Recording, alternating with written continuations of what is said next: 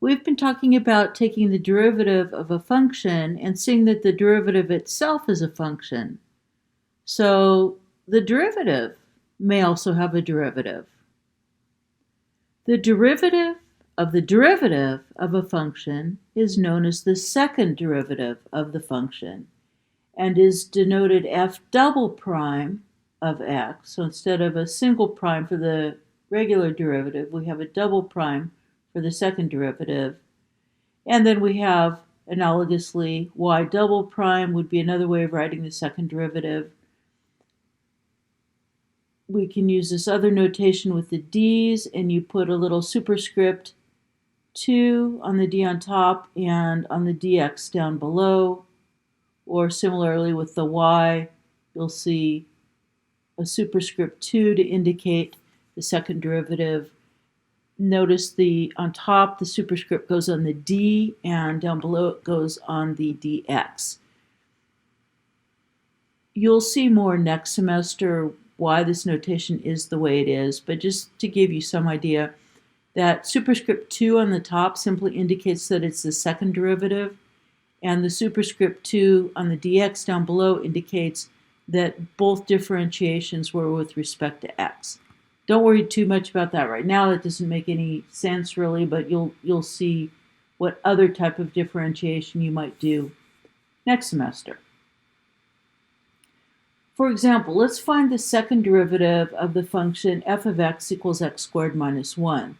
Now, we already computed the first derivative, so earlier in these notes we saw that f prime of x was 2x.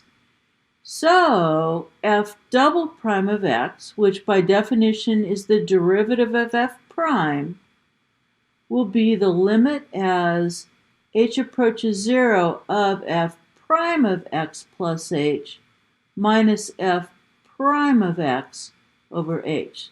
So I'm just plugging in x plus h into the function I'm differentiating. This time I'm differentiating f prime. Since f prime was 2x,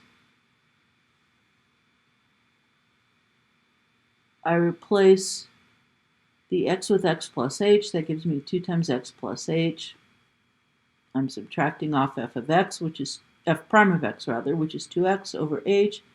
Simplifying, then we get the limit as h approaches 0 of 2h over h. Cancel the h's, and we see we're taking the limit of the constant function 2, and the limit of the constant is just the constant. So f double prime of x for this function is 2, the constant 2.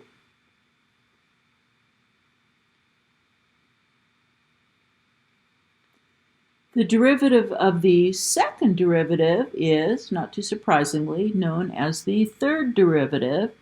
You can denote it with 3 prime marks, whether on the function or on just a y.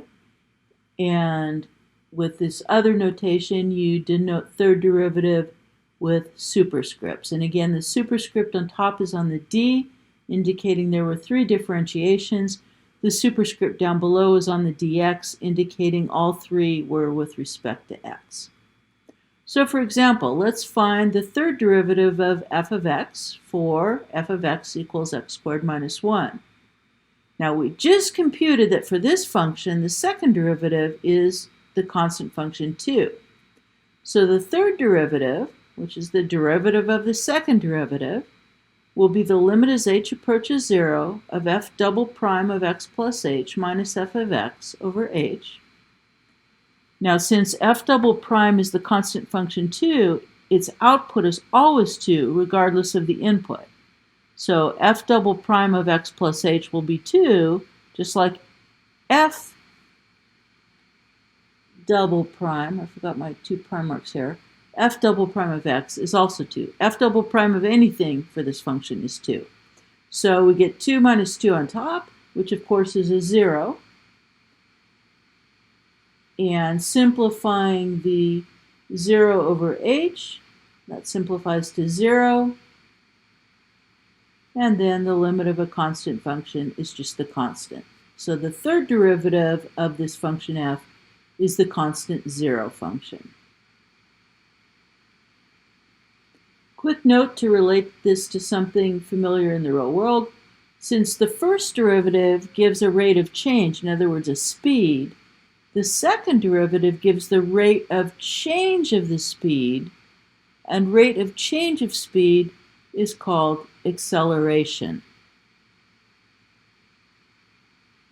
Now, we can compute even higher derivatives, fourth, fifth, sixth, etc. derivatives, with notation that's mostly analogous to the notation we've already seen, except we don't write, for the fourth derivative, we don't write f quadruple prime, because that starts getting hard to see. You have to squint and count the prime marks. So instead of writing 4 prime marks, we use a superscript, and that superscript notice is in parentheses. That's to distinguish it from, if I put a superscript like this, what I would mean is f of x times f of x times f of x times f of x. So how do we know that this 4 superscript is meant to be 4 differentiations, not 4 factors of f? Well, you put it in parentheses to indicate it's a derivative number. And similarly, for the fifth derivative, we don't try to write 5 prime marks, too hard to see. We use a superscript 5, but to indicate that that's a derivative number, not an exponent, we put that 5 in parentheses.